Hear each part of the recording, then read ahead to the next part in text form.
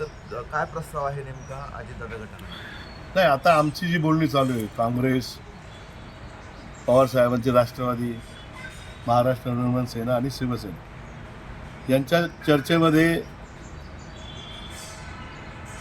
बाकी मंडळी येते, कम्युनिस्ट येत आहेत, त्यांच्याशी चर्चा झाली आणि म्हणून माजी खासदार देवीदास पिंगळे यांचा 3 दिवसापूर्वी निरोप आला की अजितदादांचा सुद्धा आम्हाला निरोप आहे की जे पुण्यात घडते ते नाशिकमध्ये करा आणि आपण सगळे एकत्र लढू. आम्ही त्यांना सांगितलं तुम्ही आमच्या सगळ्या बाकीची चर्चा करा, आम्ही वरिष्ठांशी चर्चा करून आम्ही निर्णय घेऊ.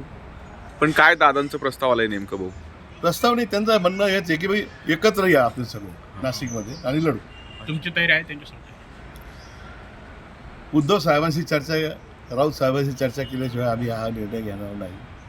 परंतु चांगल्या पद्धतीने होत असेल, भारतीय जनता पार्टीला सगळे मिळून जर सामोरं जायचं असेल तर विचार करायला काय हरकत नाही. तुम्हाला असं वाटतं राष्ट्रवादी अजित पवार गटाची लोक?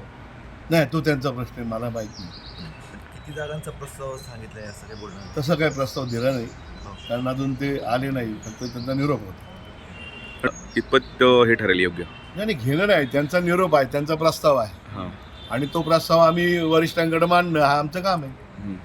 अजून काही बोलणं झालंय तुमचं या संदर्भात? नाही, अजून नाही झालं बोलणं. राऊत साहेबांशी बोलणं? हो, राऊत साहेबांशी बोलणं आणि मग पुढे जाणं. ज्याप्रमाणे शिवसेनेने तो प्रस्ताव पण त्यांचा मान्य करावा लागतो. नाही, असं नाही, आम्ही वरिष्ठांशी चर्चा केल्याशिवाय हा प्रस्ताव घेणार नाही. कारण दोन्ही राष्ट्रवादी, आमच्याशी एक राष्ट्रवादी बोलती हां. जी ओरिजिनल आहे, म्हणजे साहेबांची, मोठे साहेब, हां. ती आमच्या बरोबरच आहे. हां. त्यामुळे त्यांना ते बरोबर घेतील, जसं पुण्यात घेतलं असेल हां. तसं नाशिकमध्ये ते ठरवतील. पण या संदर्भात तुमच्याशी काही बोलणं आलंय? जी पवार साहेबांची राष्ट्रवादी आहे त्यांच्या पदाधिकाऱ्यांनी तुम्ही सांगितलं नाही, का? निरोप आला फक्त. माझे खासदार आता नाशिकमधलेच असल्या कारणाने. नाही, मला असं म्हणायचं आहे की अजितदादांकडचा प्रस्ताव आल्याचं तुम्ही शरद पवारांच्या राष्ट्रवादीला सांगितलंय का? त्यांची सहमती आहे का याला? नाही, चर्चा करू ना, घ्यायचा न घ्यायचा वरिष्ठांचा निर्णय.